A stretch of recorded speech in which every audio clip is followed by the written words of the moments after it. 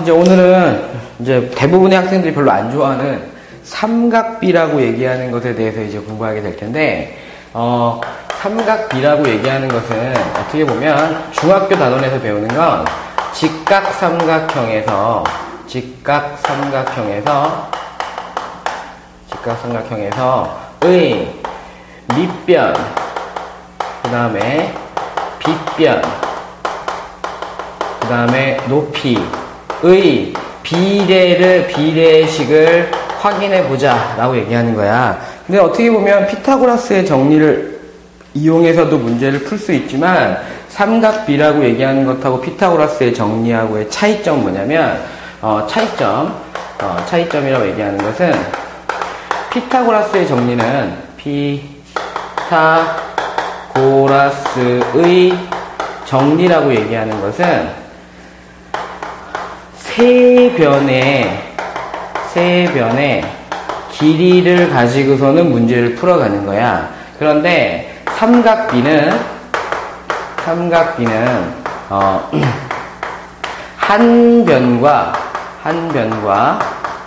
한 각이 주어지게 되면, 한 변과 한 각이 주어지면 나머지 변들을 다 구할 수 있다는 거야. 근데 얘는 두 변이 주어져야만 나머지 한 변을 구할 수 있는 식이 나오는 거잖아. 그지? 그래서 이러한 형태가 차이가 난다. 사실은 근데 삼각비를 배울 때, 피타고라스 정리를 배울 때 뭐 1대 루트 3대 2, 3대 4대 5 이런 것들을 배워놨기 때문에 특수한 삼각형에 대한 비례식 같은 경우는 삼각비를 머릿속에 벌써 사실은 암기가 되어 있는 상태라고 생각하면 돼. 그래서 이렇게 해볼게, 선생님이. 이렇게 있을 때 각 C가 그냥 90도라고 얘기하자. 그래서 그냥 A, B, C라고 얘기할게. 선생님, A, B, C. A, B, C라고 얘기할 때, 이걸 이렇게 쓰면 좀 그렇다. 그지? 왜냐하면 얘는 A를 먼저 보는 게 좋으니까. A, B, C. 원래 식의 반대 방향으로 써야 되잖아. 그런데 이렇게 써줄게, 선생님이.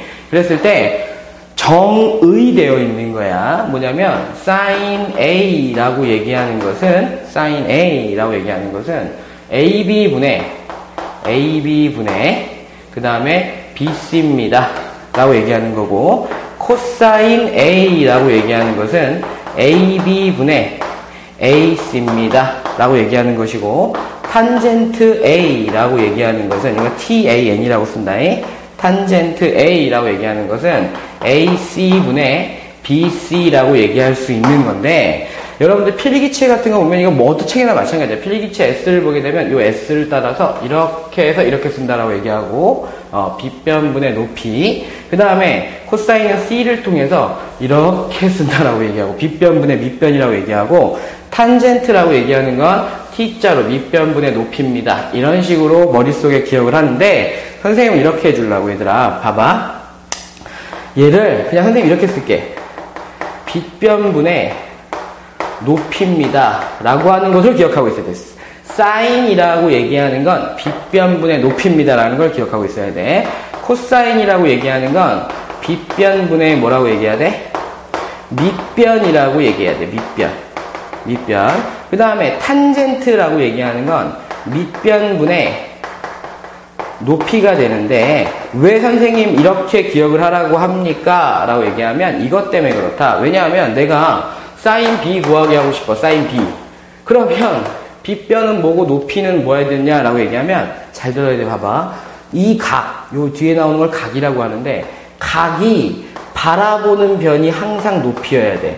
그러면 이 삼각형에서 봤을 때 A가 바라보는 게 높이였는데, 여기서는 사인 B라고 얘기하면 빗변분의 높이는 항상 똑같단 말이야. 그런데 높이가 어디 있어요? 라고 얘기하면 B가 바라보는 게 높이가 된다고. 그러다 보니까 얘는 AB분의 뭐가 되느냐? AC가 되는 거야.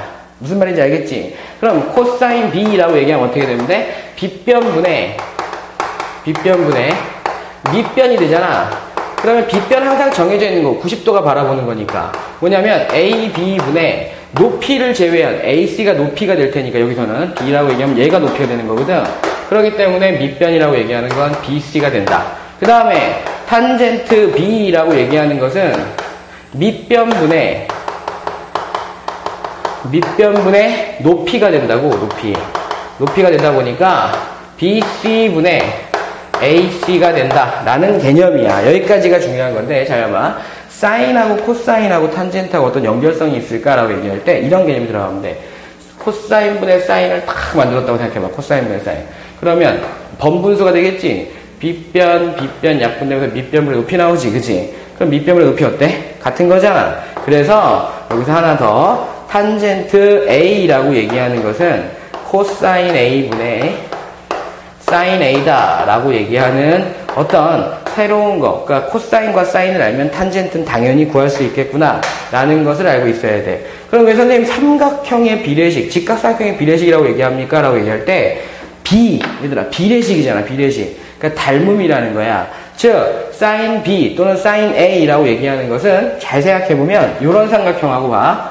요런 직각삼각형하고 요런 직각삼각형하고 그 다음에 큰 직각삼각형의 사인 A 값은 항상 어떻다? 같다. 왜? 닮음이기 때문에. 닮음비의 형태를 이용해서 문제를 풀어갈 수 있기 때문에 이러한 형태로 문제를 이해할 수 있다는 거야. 그래서 삼각형의 비례식, 삼각비라고 얘기하는 것도 어떻게 보면 닮음비의 원칙을 가지고서 따라가고 있다라는 거. 하지만 사인이 뭔지, 코사인이 뭔지, 탄젠트가 무엇인지는 정확하게 알고 있어야만 합니다. 아시겠죠? 그래서 문제를 풀어보면서 확인을 하도록 하겠습니다.